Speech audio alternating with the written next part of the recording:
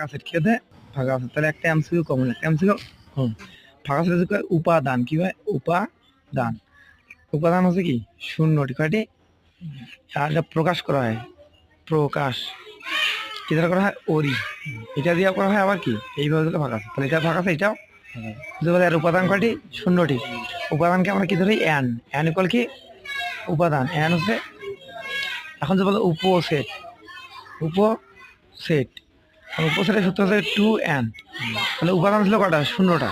তো কোনো কিছু পাওয়ার শূন্য দিলে কি হয় এক হয়, কয় হয় এক, তাহলে উপসেট কটা হবে একটা, এখন হলো প্রকৃত উপসেট, প্রকৃত